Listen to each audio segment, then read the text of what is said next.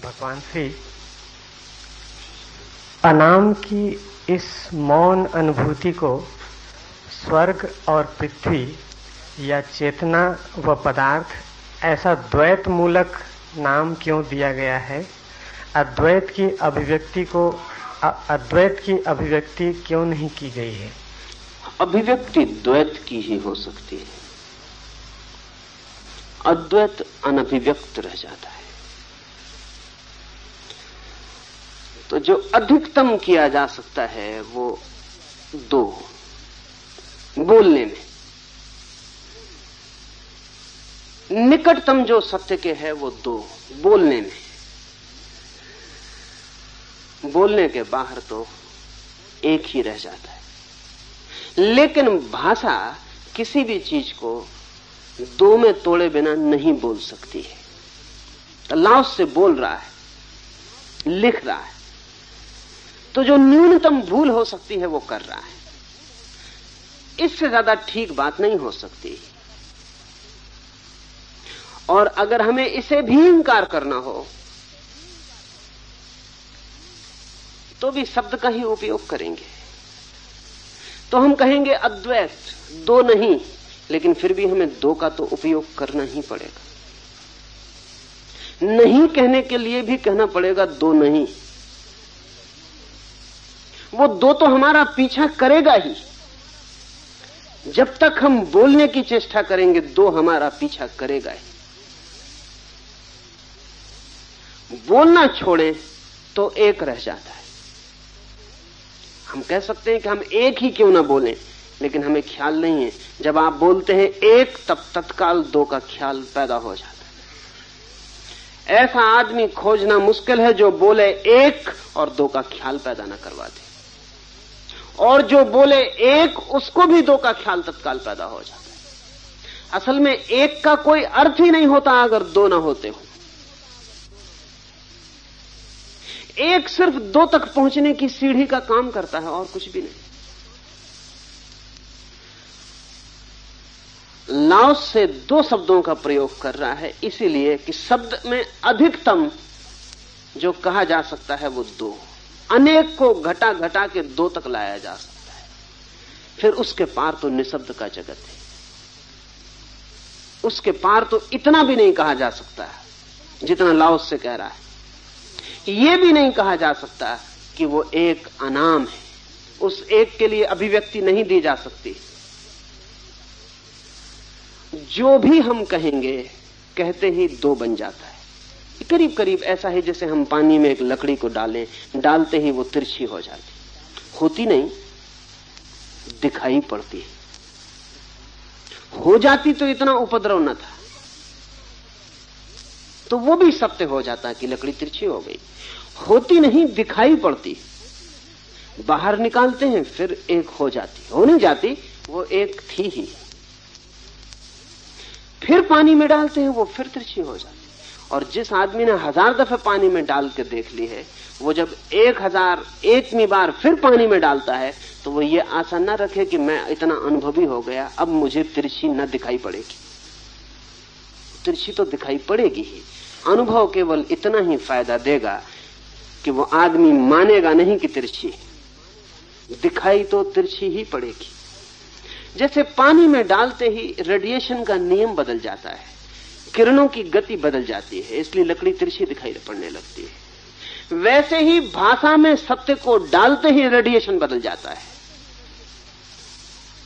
और एक बताने वाला शब्द भी डालिए भाषा में, तत्काल तिरछा होकर दो की सूचना देने लगता है।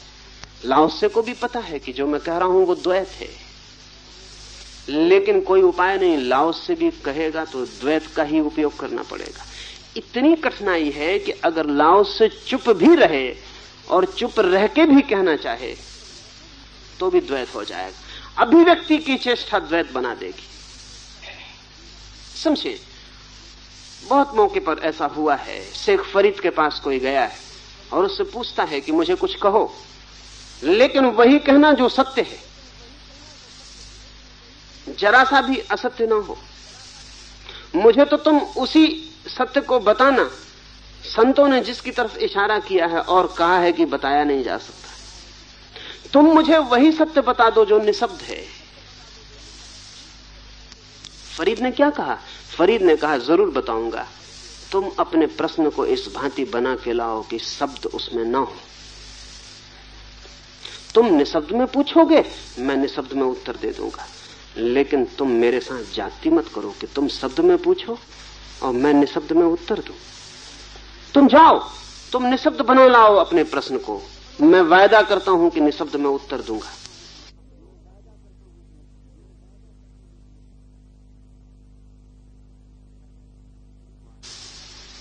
वो आदमी चला गया।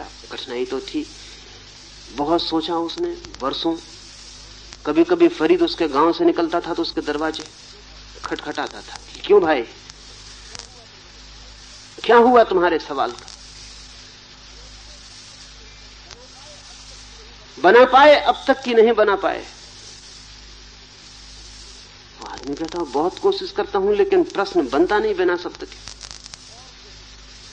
और कोशिश करो, फरीद कहता था। जब तुम्हारी कोशिश पूरी हो जाए और तुम बना लो निशब्द प्रश्न, तो आ जाना मेरे पास, मैंने उत्तर तैयार रखा है।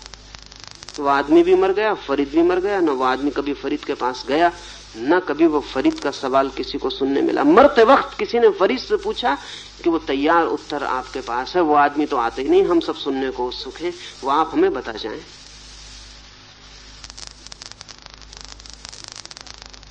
फरीद चुप बैठा रहा। उन्होंने कहा बता दें। फरीद चुप बैठा रहा। उन्होंने कहा बता दें, आपकी आखिरी घड़ी है, कहीं उत्तर आपके साथ न चला जाए। फरीद ने कहा कि मैं बता रहा हूं, मैं मौन हूं, यही मेरा उत्तर है। लेकिन अगर मैं इतना भी कहूं कि मैं मौन से बता रहा हूं तो उससे द्वैत पैदा होता है, क्योंकि उसका मतलब होता है मौन से बताया जा सकता है, बिना मौन के नहीं बताया जा सकता। डुअलिटी खड़ी हो जाती है, डिस्टिंक्शन पैदा हो जाता है, भेद निर्मित हो जाता है। इसलिए तुम मुझसे ये मत कहलवाओ कि मैं मौन से बता रहा हूं, मैं मौन हूं और तुम समझ लो। शब्द मत उठाओ। पर अकेले मौन से कैसे समझा जा सकता है? लाओ त्से ने ये अकेली एक ही किताब लिखी, और ये उसने लिखी जिंदगी के आखिरी हिस्से। उसने कोई किताब कभी नहीं लिखी, और जिंदगी भर लोग उसके पीछे पड़े थे। साधारण से आदमी से लेकर सम्राटों तक ने उससे प्रार्थना की थी कि लाओ त्से अपने अनुभव को लिख जाओ। लाओ त्से हंसता और टाल देता, और लाओ त्से कहता कौन कब लिख पाया है, मुझे उस नासमझी में मत डालें। पहले भी लोगों ने कोशिश की है, जो जानते हैं वो उनकी कोशिश पे हंसते हैं क्योंकि वो असफल हुए हैं, और जो नहीं जानते हैं वो उनकी असफलता को सत्य समझ के पकड़ लेते हैं। मुझसे ये भूल मत करवाएं, जो जानते हैं वो मुझ पे हंसेंगे कि देखो लाओ त्से भी वही कर रहा है, जो नहीं कहा जा सकता उसे कह रहा है, जो नहीं लिखा जा सकता उसको लिख रहा है। नहीं, मैं ये ना करूंगा। लाओ त्से जिंदगी भर टालता रहा।